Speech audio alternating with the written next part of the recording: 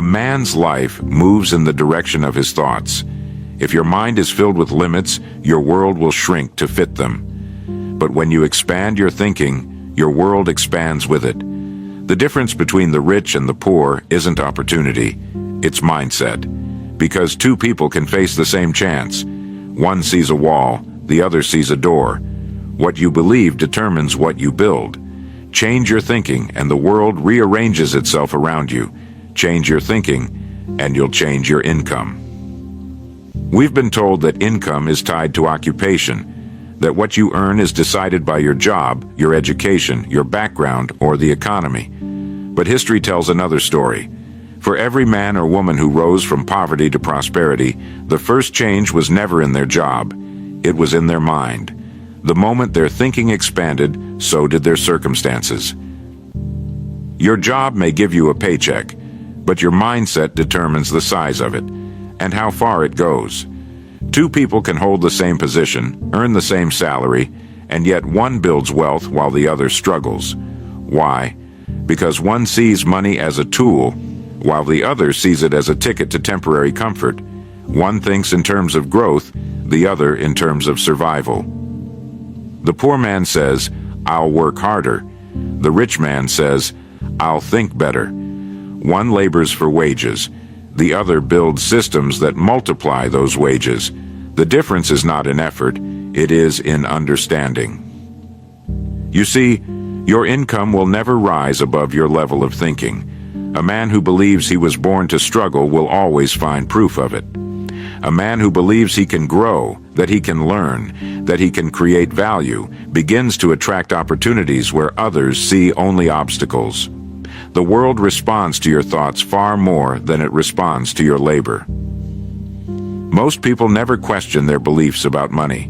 They assume that wealth is for the lucky or the cunning, and poverty is for the rest. But nothing could be further from the truth. Wealth begins as a state of mind, a pattern of thought, a philosophy of value, a discipline of decision. It begins the moment a person stops asking, "How can I earn more?" and starts asking, "How can I become more valuable?" The mind is the factory, and income is the product. If the factory is neglected, filled with doubt, fear, and excuses, the product will always be small. But if the factory is clean, focused, and guided by purpose, the product will naturally increase in quality and quantity. The poor often see money as something outside of themselves, something to chase. The rich see it as something that flows from within, the result of how they think, how they plan, how they act. That is why the rich become richer, not simply because they have money, but because they have mastered the inner laws that produce it. You cannot out-earn your own beliefs. You cannot build a fortune with a mind trained for scarcity. If you think small, you will live small, not because the world denies you, but because your own thoughts do. So if you wish to change your income, you must begin not with a new job, but with a new way of thinking. Because once your mind accepts abundance, it begins to notice opportunities that have always been there, waiting for you to see them. It all begins in thought, the invisible foundation upon which every fortune is built. The habits that keep most people poor without realizing it. Poverty is not always born from a lack of opportunity. More often, it is born from a pattern of thinking, and that pattern expresses itself through habits. A poor man does not remain poor because of his work, but because of the way he works, and more precisely, the way he thinks while working. Most people believe poverty is a condition of the pocket. It is not. It is a condition of the mind that eventually shows up in the pocket. There are certain habits, small and unexamined, that quietly build walls between a person and prosperity. They are not dramatic. They are subtle. That's why they survive unnoticed. One of the first is reactive living, waiting for life to happen instead of planning for it. The poor man moves with events. The rich man moves ahead of them. The poor man spends his days responding to urgencies, solving problems that could have been prevented. The rich man spends his days shaping direction, thinking before acting. One is always chasing, the other is always creating. Another habit is confusing motion with progress. Many people work endlessly, filling their days with activity, mistaking exhaustion for achievement. They say, "I'm working hard," but they never stop to ask, "Am I moving closer to my goal?" The poor man believes in sweat alone. The rich man believes in thought, guided by purpose. A third habit is spending to appear successful instead of becoming successful. The poor man buys to impress. The rich man invests to improve. One seeks validation, the other seeks value. You will never rise financially if your mind values appearance more than advancement. Every coin spent to prove worth is a coin taken from your future. Another subtle habit, blaming instead of learning. The poor man finds comfort in excuses. He blames the government, the market, his employer, or his upbringing. The rich man takes responsibility even when he is not at fault. Why? Because only the one who takes responsibility gains the power to change his condition. The man who blames hands away his power. And perhaps the greatest habit that keeps people poor is short-term thinking. The poor man sees only the week ahead, sometimes only the day. The rich man plans years, even decades forward. One is satisfied by survival, the other is driven by vision. These habits are not broken by chance. They are replaced one by one through awareness and discipline. To break reactive living, begin each day with purpose. To overcome the illusion of progress, measure results instead of activity. To defeat impulsive spending, delay gratification, and let your money work before you do. To silence blame, take ownership of every outcome. To escape short-term thinking, plant goals that take years to bloom, and nurture them patiently. The poor man's greatest tragedy is not that he lacks money. It is that he repeats the same thoughts and expects a different life. The rich man's greatest advantage is not that he has money. It is that he examines his thinking daily, discarding what weakens him and reinforcing what strengthens him. Wealth begins when you stop living by habit and start living by intention. How to replace emotional spending with strategic thinking. Most people never realize how deeply their emotions control their money. They do not spend with intention, they spend with impulse. When they feel tired, they buy comfort. When they feel insecure, they buy appearances. When they feel unhappy, they buy distraction. Each purchase offers a brief illusion of satisfaction, but afterward, only regret remains.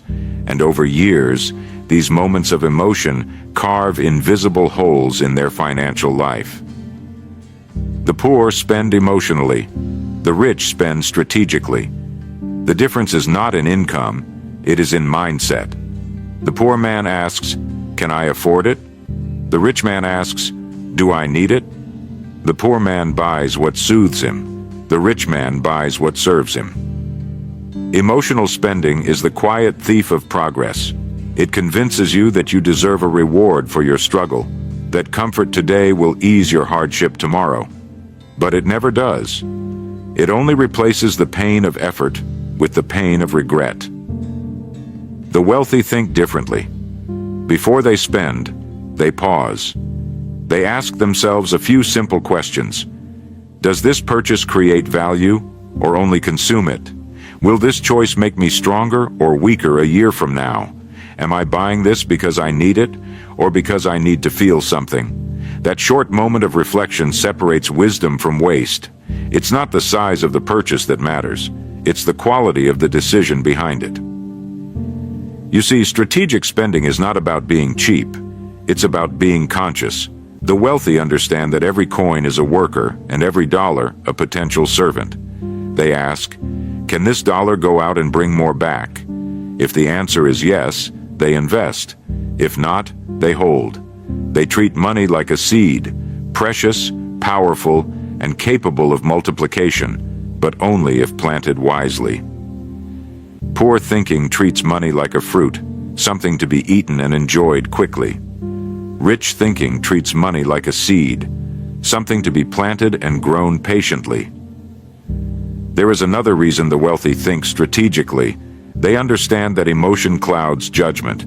The moment you buy in haste, you surrender control. The man who cannot control his spending cannot control his future. He will always be a servant to his desires, not the master of them. To shift from emotional to strategic thinking, one must practice awareness. Each time your hand reaches for the wallet, pause. Ask what you are really buying, the object or the feeling behind it. Over time, that pause becomes power. It rewires the mind from reaction to reflection. When you stop buying to feel rich, you begin to become rich. Because real wealth is not about what you own, it's about what you can choose not to buy. Strategic thinking in money is not cold or mechanical. It is intelligent care. It is giving your money direction instead of letting your emotions direct you. The poor man spends first and wonders later. The rich man wonders first and spends later. One drains his fortune, the other multiplies it. To master your money, you must first master yourself. The mental shift that turns effort into wealth. Effort alone has never created wealth. If hard work were the secret, every laborer would be rich, and every farmer would own the land he tills. But the truth is, the world rewards not effort alone, but effective effort, effort guided by thought, direction, and understanding. The poor often believe that working harder is the answer. They pour more hours into the same routine, exhaust themselves, and yet wonder why their lives do not change. They equate movement with progress and sweat with success. But wealth is not earned by motion, it is earned by method. It begins when effort is joined with intelligent purpose. The rich think differently. They ask not, "How much can I do?" but, "How much can I create?" They seek leverage, ways to make each hour, each action, each decision multiply in value. The poor trade time for money. The rich use time to create systems that work even when they do not. The poor focus on tasks. The rich focus on results. This mental shift, from laboring harder to thinking smarter, is what transforms effort into wealth. The man who chops wood all day may indeed grow stronger, but unless he learns to build a mill, he will never grow richer. The woman who sells her time by the hour may earn her living, but until she learns to multiply her value, she will always remain bound by the same clock. Effort without growth becomes a cage. Effort guided by thought becomes a key. The wealthy understand that the mind is the true source of power. They study their work as much as they perform it. They step back to observe, asking, "Is there a better way? Can this be improved, delegated, or automated? Am I building something that will serve me tomorrow, or only something that sustains me today?" Every hour of reflection saves 10 hours of blind labor. The poor rush into work, the rich pause to think, and because of that pause, their work yields 10 times the reward. The shift begins when you stop asking, "What must I do to earn?" and start asking, "What must I learn to earn more?" When you move your mind from the laborer's bench to the architect's table, your effort begins to multiply. Wealth is not built by doing more, but by becoming more. When a man increases his understanding, he increases his worth. A day spent improving your mind is worth more than a week spent repeating the same task. The poor work within the limits of their hands. The rich expand the limits of their mind. Thinking itself is work, the highest and most profitable form of work. Few engage in it deeply, for it requires solitude, patience, and honesty. But those who do find that a single idea, born in reflection, can replace a lifetime of blind effort. Effort without direction leads to exhaustion. Effort guided by vision leads to abundance. So, if you wish to turn your effort into wealth, stop measuring your day by how much you have done, and begin measuring it by how much you have improved. The man who grows daily in thought and understanding will soon find his income rising to match the expansion of his mind. Because, as Earl Nightingale himself once said, "We become what we think about." And when a man begins to think like a builder of wealth, his hands will soon follow. How rich people think, plan, and act differently every day. If you were to observe a wealthy person closely, you would not find magic in their actions, only mastery in their thinking. The difference is not in the number of hours they work, but in the clarity with which they use those hours. The wealthy live each day with intention. They think long before they act, and because of that, every act carries power. The poor live reactively. They wait for the day to begin, for someone to tell them what to do, for circumstances to decide their pace. The rich begin their day with design. They decide where their energy will go, what deserves their focus, and what must wait. One is driven by pressure, the other by purpose. The rich do not drift. They plan. They look ahead and think in terms of structure. A poor man may say, "I will try my best today." A rich man says, "I will direct my best today." The difference seems small, but its effects are vast. One spends effort randomly, the other invests it wisely. Every day, wealthy people think in terms of building and multiplying. They ask questions that most never consider. How can this effort be improved? Who can I collaborate with? What system can make this easier next time? Each answer creates leverage, and leverage is what turns ordinary action into extraordinary results. To the poor mind, the day is something to survive. To the rich mind, the day is something to shape. And that simple shift, from endurance to design, transforms not only income, but destiny.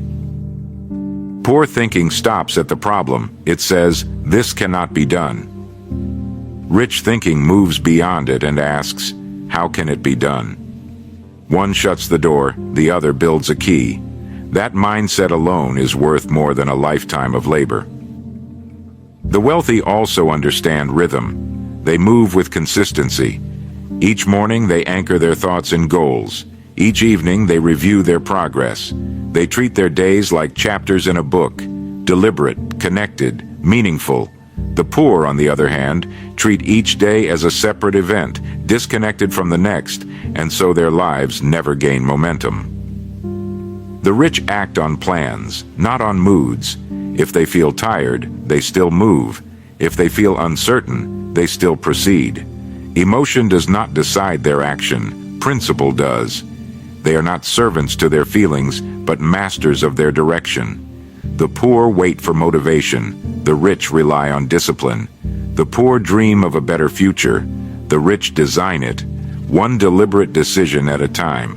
The poor talk of luck, the rich talk of preparation. Every day the rich mind builds a pattern, thought, plan, action, review, repeated until it becomes second nature. And when such a mind meets opportunity, success is inevitable. The difference is not mystical, it is methodical. It is not luck, it is law.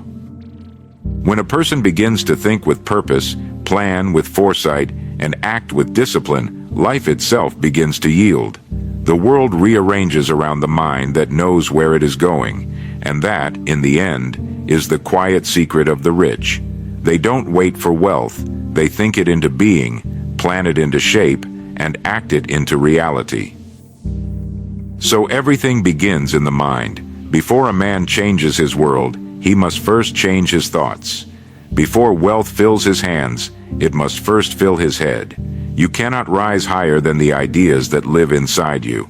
The poor think of survival. The rich think of expansion. The poor think of limitation. The rich think of creation. Both live in the same world, but one builds bridges where the other sees walls. Your income is not your job. It is your philosophy. It reflects what you believe about effort, value, and possibility. Change those beliefs, and the numbers in your life will begin to change with them. Think differently about time, and you'll use it differently. Think differently about money, and you'll multiply it instead of spending it. Think differently about yourself, and the world will begin to treat you as you see yourself. The man who changes his thinking changes his future.